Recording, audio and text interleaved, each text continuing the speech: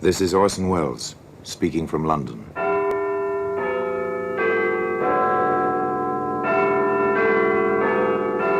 The Black Museum, a repository of death. Here in the grim stone structure on the Thames which houses Scotland Yard is a warehouse of homicide, where everyday objects, a package of cigarettes, a length of string, a linen napkin, all are touched by murder.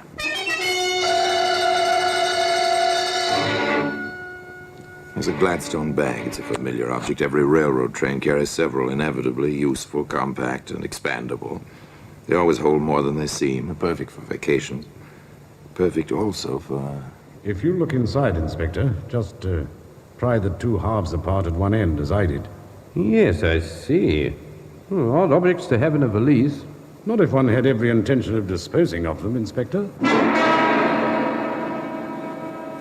Today, that Gladstone bag can be seen in the Black Museum.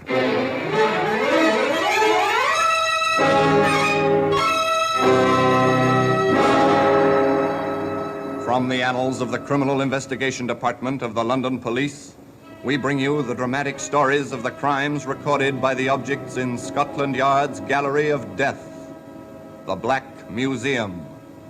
In just a moment, you will hear The Black Museum, starring Orson Welles.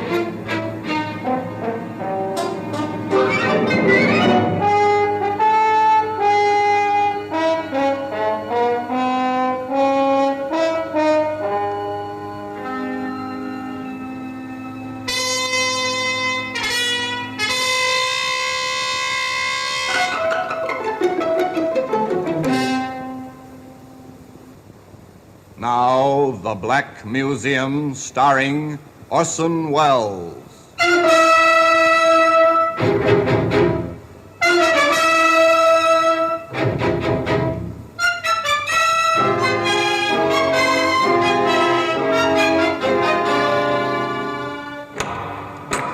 Well, here we are, in the Black Museum, Scotland Yard's mausoleum of murder.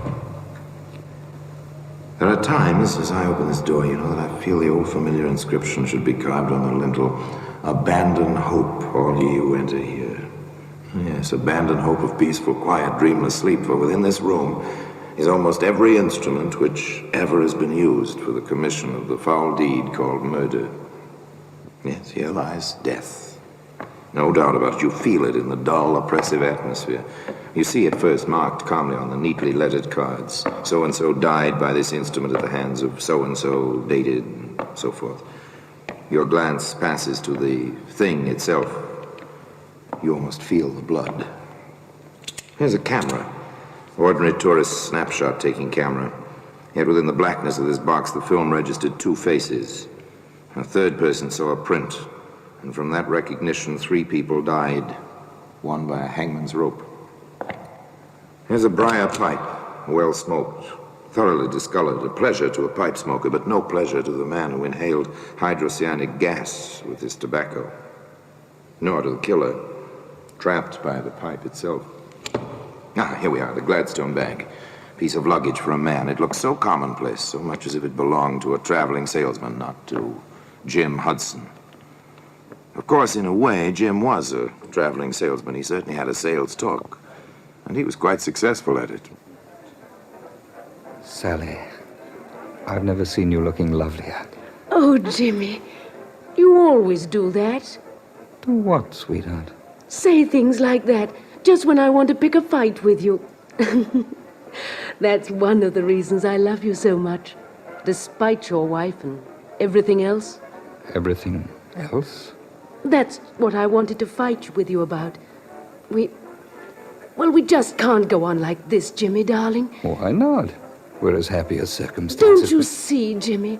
A woman wants at least a snatch of domesticity, not just clandestine meetings with the clock ticking away her happiness in the background. It'll come, darling. It'll come. The girl was right, of course, from her point of view. Granted that the relationship between her and the man she loved was, well, outside the recognized bounds. Granted that they found each other when it seemed too late. Still, the girl was right. She wanted a certain sense of security, which can come to a woman only through the small things of making coffee in the morning while a man was shaving within earshot. And Sally James was the kind of girl who took action when she wanted something badly enough. Jim, what about the week we planned together for this spring? I probably could get away, darling, if we had a place to go. I have the place. Anyway, the ad about it. You are something, aren't you? Here, darling. I found this in the Sunday paper. Go on, read it. For rent. Bungalow.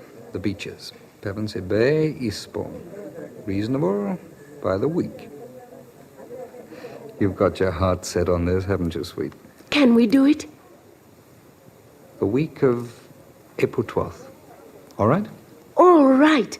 Oh, Jimmy, it'll be heaven down there by the sea.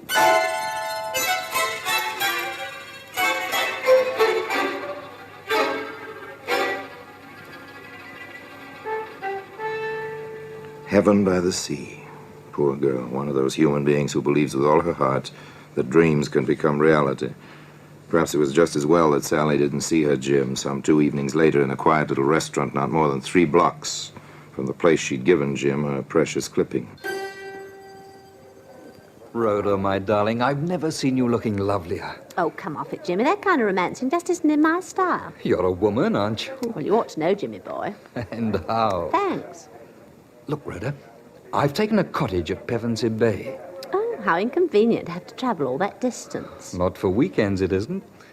Inconvenient. Well, the daring young man on the flying trapeze. Would you like weekends by the sea, Rhoda? Why not? Think it'd be fun. Nice place. Called the Beaches. Old garden, private bathing beach. Sounds marvellous. I thought you'd like it. Well, I can't make it this weekend. Neither can I. How about the weekend of the 16th? We'd go down Friday afternoon, come back early Monday morning. There's a very early train. It's a deal, Jimmy. It really is a deal. A clever rascal, Jim Hudson, without a doubt. Knows his way with the ladies. But he cuts his margins rather close, doesn't he? Note the dates. April 12th, the week, with Sally. Friday the 16th with Rhoda. Well, that's hardly a full week with Sally. But, of course, Sally doesn't know about this on Friday noon the 9th as she stands in the doorway of the railway carriage in Waterloo Station. You will be down by Monday, won't you, Jimmy dear? Sooner than that, if I can. You know that, darling. I guess I feel like a little girl on her first trip alone. I'm sorry it has to be this way. Oh, I don't mind, really. I'll have a chance to put the cottage in shape. Have it all clean and comfortable for my man. When I saw it, there weren't any tools there. And there's always something to fix. I'd better add tools to my shopping list. Oh, and don't forget the traveling iron I asked you for, dear. And please hurry to get down. And... oh, kiss me. Quick, Jimmy, the train's leaving. Oh, Jimmy, dearest. Bye, darling. See you Monday. Monday it'll be. Take care, darling. Take care.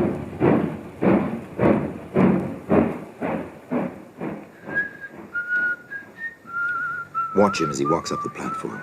The train is already disappearing from the track. Jim has his hands in his pockets. He's whistling merrily, a man with nothing on his mind except his love affair and the prospect of the week ahead. He leaves the station, walks up the street a ways, pauses before a hardware shop.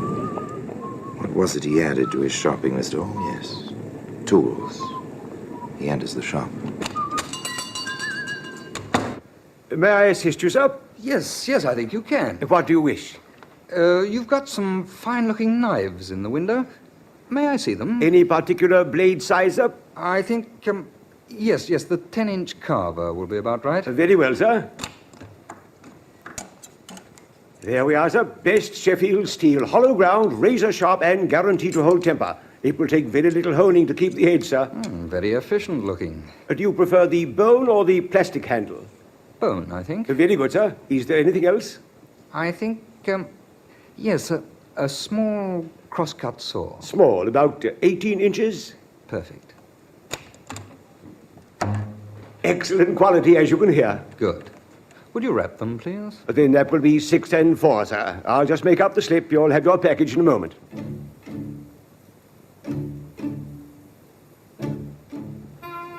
Jim Hudson took his package on the train with him on Monday morning. And tea time at the beaches, Pevensey Bay, promised to be exciting and wonderful.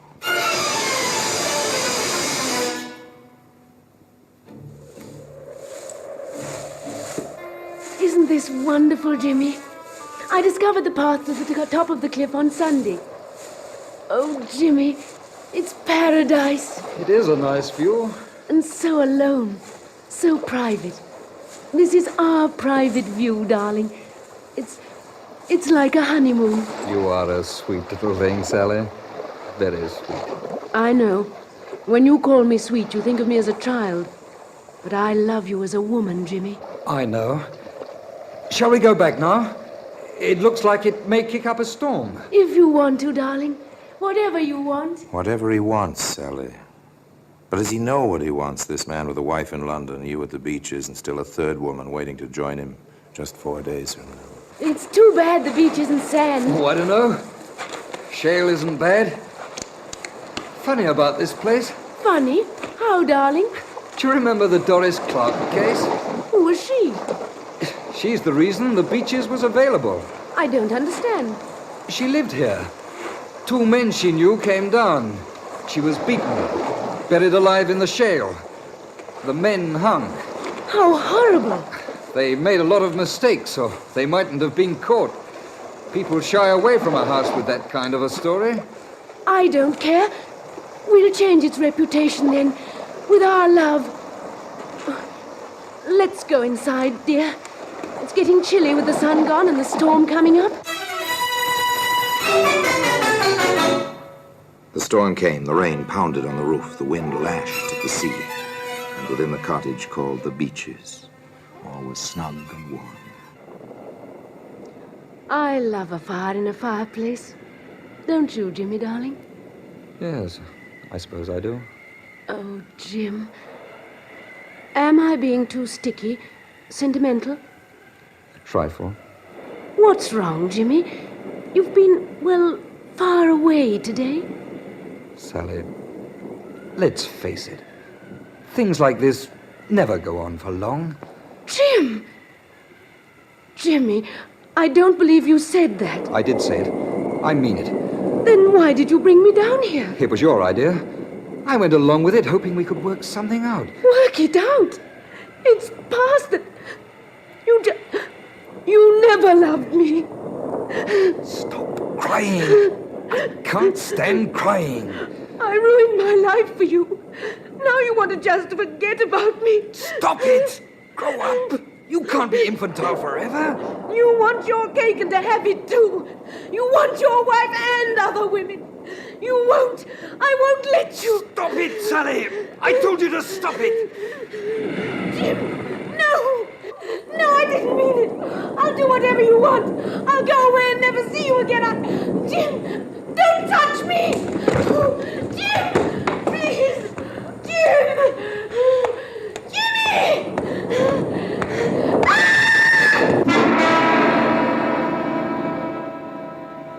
The scene was set, save for one vital piece of evidence. A black Gladstone bag, which can be seen today in the Black Museum. In just a moment, we will continue with The Black Museum, starring Orson Welles.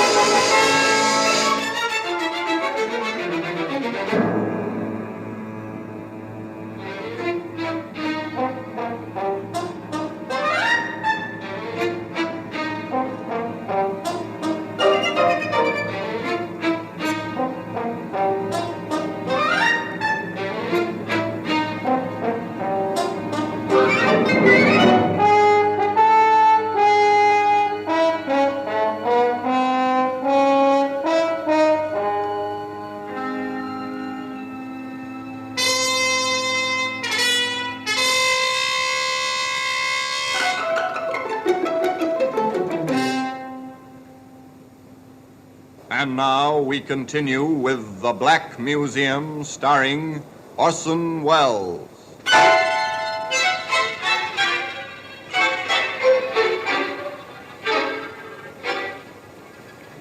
Friday, the 16th of April, dawned fine and clear. A calm, gay Jim Hudson made his way, whistling as usual, through the weekend-bound crowds of Waterloo Station. Well, here you are, my good man. Glad you think I'm a good man. Well, I think you are. By Monday morning, I'll know. Then let's make that train, baby. Pevensey Bay on number 7.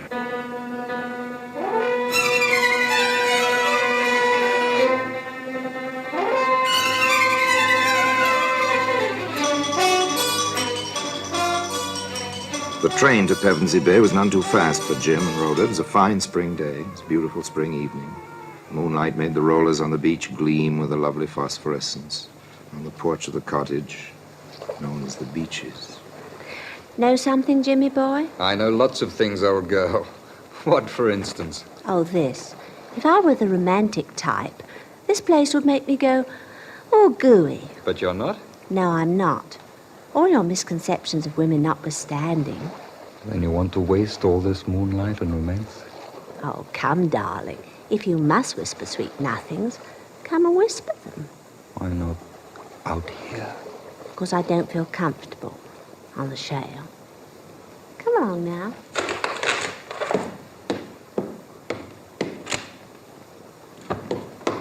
Always let the woman have her way, particularly after she's cooked a beautiful dinner. Here now. I'm the only beautiful thing around here this weekend. And you are, Rhoda. You are. What a way you have. In here, darling. No, not in there. It's a spare room, not made up. I want to see it. Oh, nothing in there. Are you going to deny me anything, darling? It's locked. Oh, Jimmy. No. Say, what are you? Bluebeard or something? Maybe I am.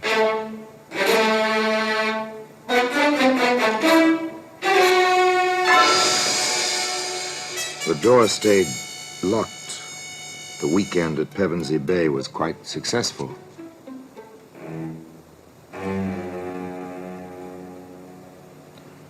But now, the scene changes to a London street lined with somewhat shabby buildings which house somewhat shabby offices. Into one of those buildings, a woman hurries almost furtively. She climbs the stairs, one flight, walks into an office, door of which announces in gold lettering, Cross Detective Agency. You are Mr. Cross? I am. What can I do for you, Mrs. Mrs.? Oh, my ring. Yes, an old trick. Sit down, won't you? Thank you. My name is Lillian Hudson, Mrs. Lillian Hudson. I see.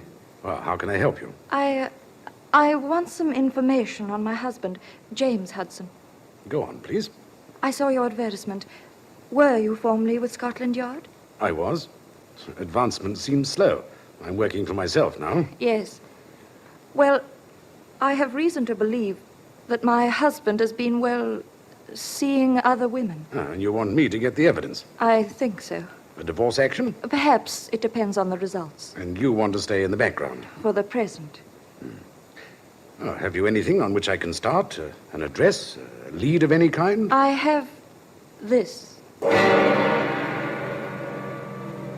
baggage check. Waterloo Station baggage storage. Stamped 10 a.m., Friday, April 16th. An innocent bit of pasteboard. Where did you get this, Mrs. Hudson? I took one of my husband's suits to the cleaner. This was in a pocket. The cleaner gave it to me.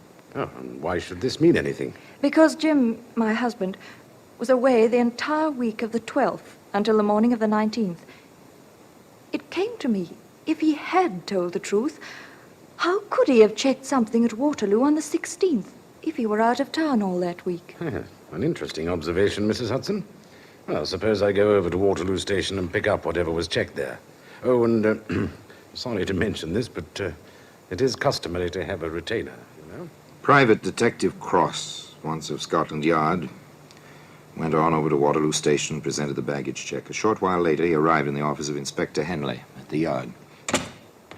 Oh, yes, Cross. I remember you now. Ah, thank you, Inspector. You were with us once, weren't you? Yes, sir. You know, there are times, Cross, when I wish I had the gumption to strike out on my own. Too late now, however. There are times, Inspector, when I wish I'd stayed on here. However... Yes, to each his own, and the grass is always greener, and so on. Well, Sergeant Anderson said you wanted to show me something. Oh, yeah, this, sir. This Gladstone bag. Looks perfectly normal. Locked, I see. Yes, if you look inside, Inspector, just pry the two halves apart at one end, as I did. Yes, I see. Odd objects to have in a valise. Not if one had every intention of disposing of them, Inspector. You're probably right about that. Seems like some silk or something. And badly stained. If I were a gambling man, I'd give 10 to 1 the stains are blood, sir. And it wouldn't be much of a gamble. Any ideas on what the metal objects are? Well, I flashed my penlight in there, sir. One is a carving knife, and the other is a carpenter's saw. I see.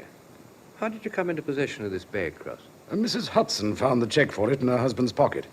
She says the cleaner found it. I doubt that. Divorce action, I assume. Correct, sir. I understand. Well, my suggestion is this. We'll give you another stub. Give it to Mrs. Hudson and have her place it in her husband's pocket. When he comes back for the bag, we'll have a man ready to pick him up. It seems to me this little matter bears further investigation. So simple, so quietly effective. Just place a check for baggage in a man's pocket. When he comes to claim his Gladstone bag. Yes, sir? Oh, here's my check. It's a brown Gladstone. Left it 3 days ago. Just a moment, sir. Sergeant Anderson, sir? Yes? It's the check you've been waiting for, that fella there, whistling. Thank you. Give him the bag. I'll speak to him. Yes, that's my bag. Oh, that'll be 2 and 6, sir, for overtime storage. Oh, here we are. Thank you, sir. Glad to oblige. Excuse me, sir. You James Hudson? That's right. Who are you? Sergeant Anderson, Scotland Yard. My credentials. If you would be good enough to come with me. What for? Inspector Henley would like to see you.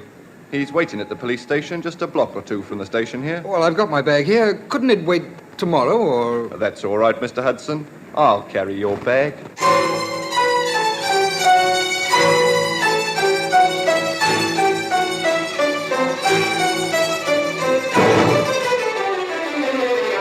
The squad room at the police station near Waterloo was very quiet. Inspector Henley sat behind a battered desk. On the desk rested the Gladstone bag, open now, and next to it a file. A familiar dossier from the Criminal Records Office. We have your file, as you see, Hudson. I see. Theft, burglary, 5 years for criminal assault. Does your wife know about these things, Hudson? No, she doesn't. I see.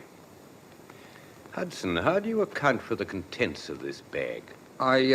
I was butchering half a steer for a friend of mine in the country. He has a deep freeze. Oh, that's rather thin, Hudson.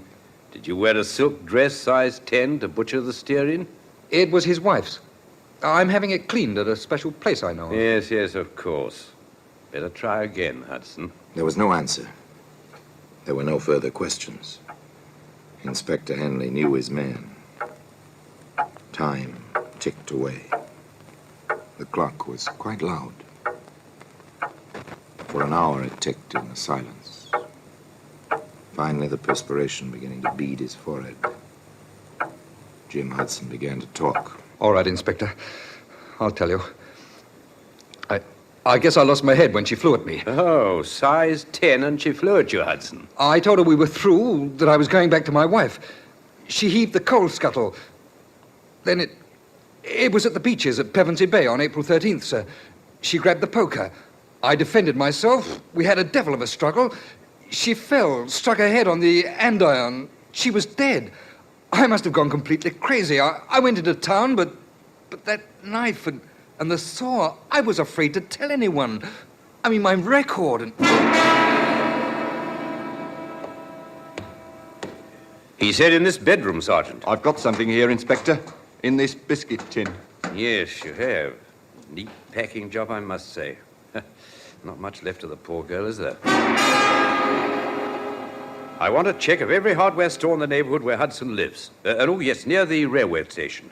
Got that, Sergeant? I want the sales slip on those implements and the clerk who sold them, if possible. Yes, Inspector, I remember the incident perfectly. The fellow came in whistling, asked about the knives in the window. He bought one, then asked for a small saw. Here's the slip, sir. Well, this says April the 9th. Hudson claims he didn't buy these things until the 13th. It was the 9th, Inspector. I'll stake my life on that. It's no good, Hudson. You bought that knife and that saw on Friday the 9th. You went to Pevensey Bay prepared to do exactly what you did do. If we ever had evidence of premeditation, we've got it now. You're under arrest, charged with willful murder. And I must warn you that anything you say may be used in evidence. Each clue in its place. The case was complete. Closed as tightly as that same Gladstone bag, which can be found today in the Black Museum. Orson Welles will be back with you in just a moment.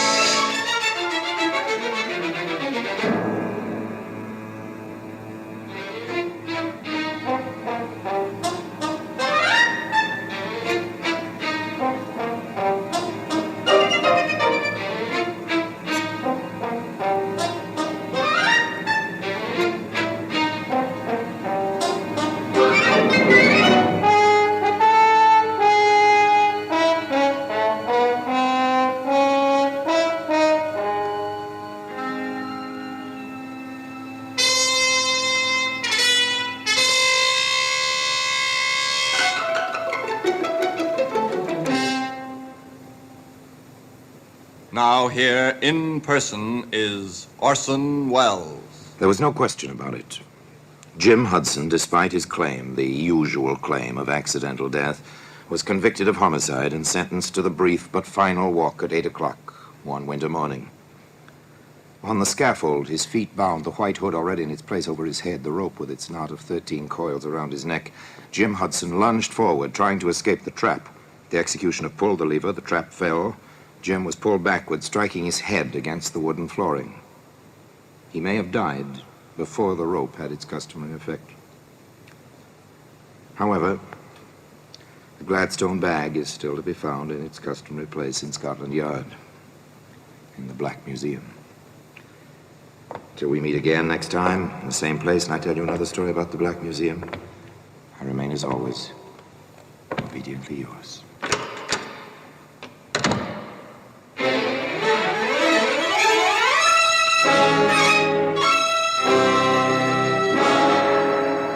The Black Museum, starring Orson Welles, is presented by arrangement with Metro-Goldwyn-Mayer Radio Attractions. The program is written by Ara Marion, with original music composed and conducted by Sidney Torch. Produced by Harry Allen Towers.